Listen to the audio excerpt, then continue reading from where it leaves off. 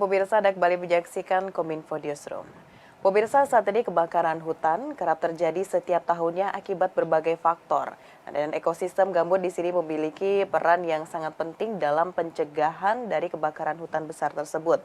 Namun sejatinya pemirsa, praktiknya dari ekosistem gambut tersebut mengalami kekeringan hingga mudah terbakar. Dan di sini kita mengetahui bersama-sama bahwa ekosistem gambut ini sudah selayaknya dilindungi dan dipertahankan khususnya dalam menghadapi musim kemarau dan juga cuaca ekstrim seperti El Nino tersebut. Dan untuk membahas lebih jauh bagaimana peran penting dari ekosistem gambut dan bagaimana pemerintah dalam hal ini melakukan pelestarian dan juga menjaga dari ekosistem gambut tersebut, kita akan bahas dalam dialog Kominfo Newsroom. Sudah bergabung melalui via Zoom Bapak Muhammad Askari selaku Kepala Subdirektorat Pengendalian Sumber Kerusakan Ekosistem Gambut KLHK. Assalamualaikum, selamat malam Bapak. Waalaikumsalam warahmatullahi wabarakatuh. Selamat malam juga Mbak. Terima kasih kami diundang di acara ini. Baik, terima kasih juga Bapak sudah menyempatkan waktu untuk kita bisa berdiskusi bersama-sama terkait dengan ekosistem gambut yang ada di Indonesia saat ini. Pak Askari, tadi saya sudah sedikit menyampaikan di awal bahwa beberapa faktor banyak faktor yang menyebabkan kebakaran hutan di Indonesia. Nah, salah satunya kita melihat saat ini penyelamatnya adalah ekosistem gambut. Namun Pak Askari, kalau dilihat ekosistem gambut saat ini juga sering mengalami yang dinamakan dengan kebakaran. Nah, sejauh ini kita ingin tahu dulu Pak, bagaimana keberadaan dari ekosistem gambut yang ada di Indonesia saat ini Pak? Baik, terima kasih. Jadi ekosistem gambut ini memang kalau melihat secara global, kita ini adalah memiliki ekosistem gambut tropis khususnya adalah terbesar di dunia. Adapun secara global kita adalah nomor 4 di dunia. Setelah adalah Kanada, kemudian Rusia, kemudian Amerika Serikat gitu. Kalau berbicara ekosistem gambut sebenarnya hanyalah cuma 3% saja dari total luas daratan di dunia ini. Tetapi dia mampu menyimpan karbon itu adalah 30 sampai dengan 50% dari total karbon global seperti itu. Jadi ekosistem adalah ekosistem yang kemudian kita kenal sebagai ekosistem yang unik, kemudian juga rentan dan kompleks. Disebut unik kenapa? Karena ekosistem ini adalah 90% itu isinya adalah air. Seperti itu. Jadi hanya 10% saja bahan organiknya. Yang secara teknis kita tahu setiap 1 gram ekosistem gambut itu adalah bisa menyerap 13 gram air. Nah, kemudian juga adalah ekosistemnya adalah rentan, di mana apa kalau kita ganggu, yaitu berupa membangun kanal dan seterusnya, kita keringkan airnya, maka dia kemudian apa? Rentan mengalami kebakaran. Karena apa? Kandungan karbonnya. Juga disebut adalah ekosistem yang kompleks. Dalam hal ini kenapa? Karena di sanalah kemudian tata air itu dilakukan pengelolaan, kemudian adalah bagaimana di sana adalah menjadi rumah bagi biodiversity, yaitu flora, fauna, endemik, dan seterusnya. Kemudian dari sisi sosial ekonomi masyarakat, ini area yang dimanfaatkan oleh masyarakat kita gitu. Baik untuk kegiatan-kegiatan sifatnya adalah produktif, pertanian, pertambangan, kehutanan, dan seterusnya gitu. Jadi ini adalah ekosistem yang kemudian dapat kita manfaatkan. Dan yang saat ini menjadi isu global adalah ini menjadi tempat penyimpanan karbon dioksida terbesar, kemudian juga penyimpan metan, kemudian penyimpan adalah nitrogen dioksida gitu, dan beberapa gas rumah kaca lainnya gitu. Nah, itu adalah fungsi ekosistem gambut yang kita kenal secara global saat ini.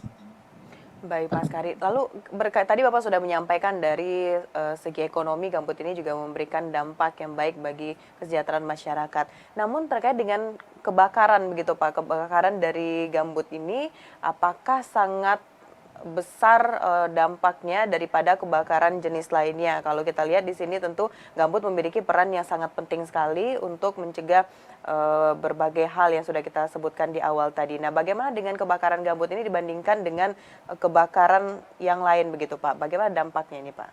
Baik, dalam hal ini jika melihat kepada kebakaran hutan dan lahan, memang gambut ini adalah kalau terjadi kebakaran akan luar biasa. Hanya saja memang kita harus lihat kembali dari sisi dari mana sumbernya. Terutama yang menjadi kontributor di dalam adalah karena faktor cuaca atau iklim.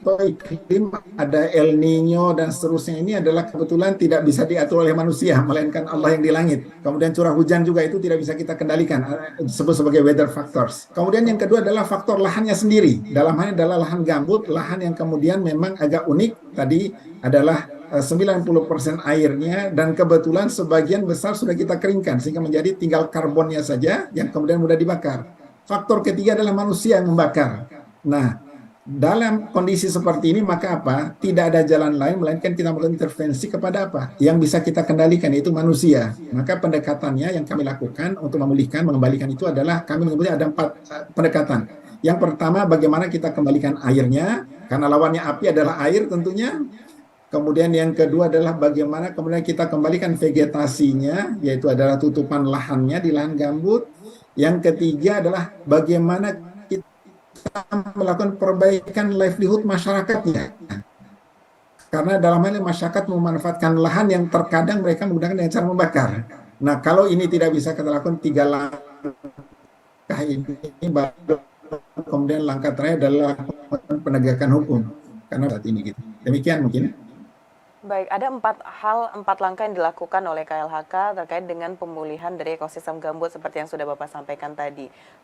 Tadi ada poin ketiga mengenai perbaikan dan tingkat mata pencarian masyarakat begitu Pak ya. Di sejauh ini seperti apa Pak hal yang kita lakukan terkait dengan sosialisasi kepada masyarakat? Mungkin ada program-program juga yang kita lakukan atau kerjasama dengan beberapa pihak, bagaimana ini Pak? Baik, jadi dalam hal ini dengan pengalaman bertahun-tahun yang telah kita lakukan, karena yang membakar itu adalah manusia, maka memang intervensi itu harus dilakukan kepada manusia. Selain aspek tadi adalah bagaimana kita kembalikan airnya, kita perbaiki vegetasinya.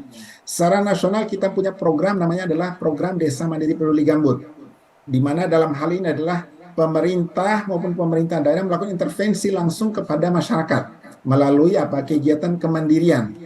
Jadi ada aspek revitalisasi ekonomi yang harus kita lakukan, yaitu adalah memberikan dalam hal ini adalah di desa kita bentuk ada kelompok yang namanya TKPPG, Tim Kerja Perlindungan dan Pengolahan Ekosistem Gambut. Kemudian juga nanti adalah didampingi oleh fasilitator, dalam hal ini TKPPG adalah masyarakat, SK-nya kepala desa. Kemudian mereka nanti akan menyusun dokumen namanya IMAS, Identifikasi Masalah dan Analisis Situasi. Kemudian mereka menyusun RKM, Rencana Kerja Masyarakat. Jadi solusinya bukan dari Jakarta, bukan dari daerah, tapi dari masyarakat sendiri. Apa usulan-usulan kegiatan untuk kemudian penanganan karhutla ini tidak terjadi lagi. Nah, mereka menyusun program-program tersendiri, termasuk adalah membangun sekat kanal, kemudian ada aspek-aspek ekonomi, menanam tanaman-tanaman tertentu yang sesuai dengan lahan gambut dan untuk kebutuhan mereka.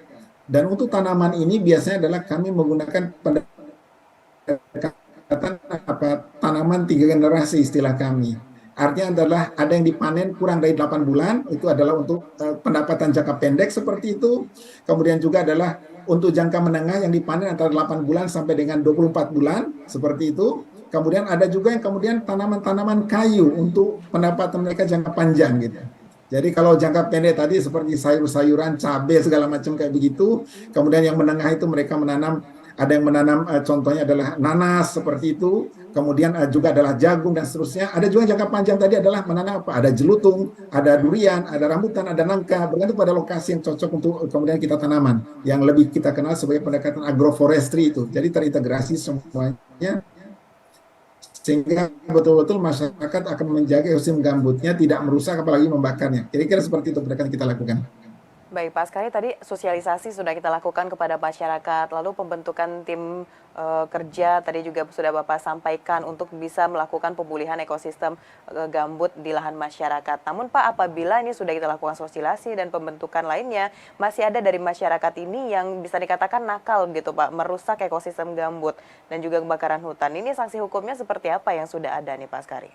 Baik, alhamdulillah kami katakan pengalaman kami selama ini adalah bahwa dengan kita intervensi melalui program BMPG, desa-desa setelah kita intervensi itu tidak terjadi lagi karhutla seperti itu. Ini pengalaman kami gitu. Jadi kita udah temukan solusinya, hanya saja memang skala masifnya yang harus kita lakukan gitu. Dan pemulihan ekosistem gambut ini tidak hanya kita lakukan di lahan masyarakat, tapi juga di lahan konsesi, di areal-areal perusahaan yang berada di puncak-puncak kubah gambut. Nah, dalam hal ini adalah dapat kami sampaikan saat ini pemerintah telah melakukan pemulihan 3,77 juta hektar lahan gambut yang berada di sekat kanal. Kita juga sudah memasang titik pemantauan tingkat air tanah di area-area konsesi lebih dari 10.000 yang kemudian saat ini kita bisa pantau secara real time via handphone. Jadi ini adalah bagian sistem yang sudah kita develop untuk kemudian kita bisa memantau. Termasuk melakukan pemantauan tingkat tanah di lahan-lahan masyarakat dengan cara memasang alat-alat pemantau tingkat tanah yang real time monitoring. Ini bagian dari upaya kita bagaimana memantau hotspot, memantau tingkat air tanah, sehingga semua pihak bisa menjaga agar tidak lagi terjadi kebakaran hutan dan lahan ini. Seperti itu. Baik, namun apa kalau dilihat saat ini tadi sudah Bapak sampaikan mitigasi yang dilakukan oleh KLHK untuk bisa mencegah terjadinya karhutla di Indonesia begitu Pak. Namun sejauh ini tentu kita sudah melihat adanya fenomena El Nino dan juga ada beberapa hal lainnya yang bisa mengakibatkan mudahnya terjadi karhutla di Indonesia. Dari KLHK sendiri, apakah kita sudah menyusun satu program gitu Pak yang melihat kondisi di Indonesia saat ini? Sepertinya ini bisa dilakukan untuk bisa menekan angka karhutla di Indonesia. Apakah sudah ada hal seperti itu Pak? Benar sekali. Jadi secara nasional kita melakukan program yaitu adalah yang lebih dikenal bahasa yang mungkin sering kita dengar ada R1 sebagai rewetting yaitu membasahkan kembali baik di area konsesi maupun di lahan masyarakat. Kemudian R2 adalah revegetasi atau revegetation, mengembalikan tumbuh-tumbuhannya. Kemudian R3 adalah revitalisasi livelihood. Kemudian yang terakhir tadi adalah jika memang masih terjadi karhutla, dalam hal ini adalah jika yang melakukan adalah pemilik konsesi, tentu kita akan lakukan penegakan hukum pada pemilik konsesi. Jika juga masyarakat yang melakukan, juga kita lakukan penegakan hukum tentunya. Hanya saja tentu adalah ini pilihan bahwa jika dibandingkan tahun 2015 dan 2019 yang lalu, maka tahun 2023 dengan El Nino yang lebih panjang dari 2019, kita hanya terbakar itu hanya sekitar 30% saja. Dan itu karena kita telah mengintervensi. Hanya saja tadi upaya-upaya ini tentu harus dijaga kontinuitasnya. Kemudian juga adalah skala masifnya yang harus kita lakukan ekspor asap kepada negara-negara tetangga kita. Demikian. Baik, Bapak untuk informasi terbaru nih Pak terkait dengan kebakaran hutan yang ada di Indonesia saat ini bagaimana daerah mana ini yang menjadi prioritas kita untuk bisa melakukan mungkin tadi adalah mitigasinya seperti yang sudah Bapak sampaikan tadi apa saja mitigasi yang bisa dilakukan oleh KLHK mungkin sudah ada pengelompokan yang terbaru gitu Pak daerah yang sangat banyak sekali terjadi kebakaran hutan dan lahan di Indonesia dan bagaimana daerah mana yang memiliki ekosistem gambut ini terbanyak di Indonesia saat ini Pak dan bagaimana kondisinya di masing-masing daerah?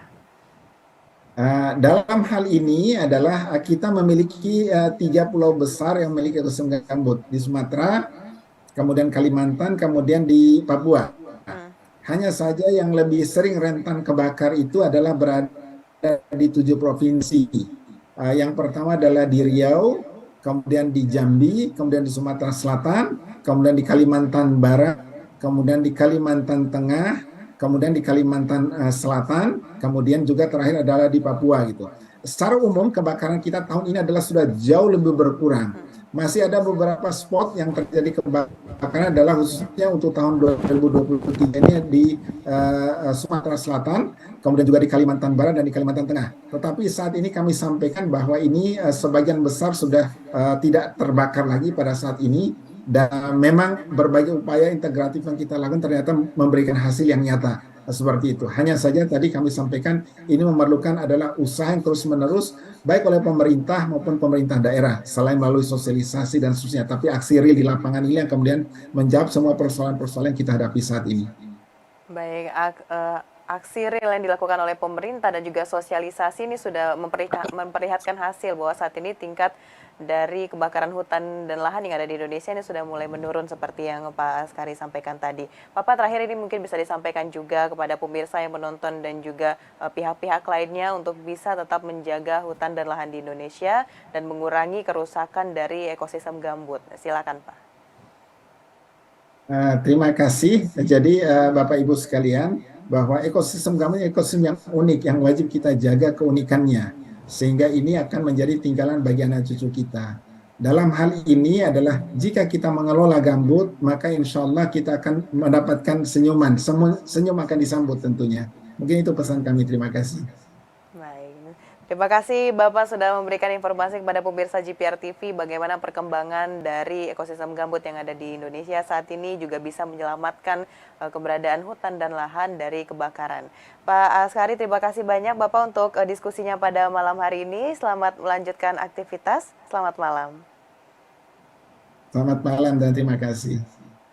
Baik pemirsa, itulah dialog kita bersama dengan Bapak Muhammad Askari selaku Kepala Subdirektorat Pengendalian Sumber Kerusakan Ekosistem Gambut KLHK. Usai jeda pariwara, kami akan kembali dengan informasi lainnya. Tetaplah bersama Kominfo Newsroom.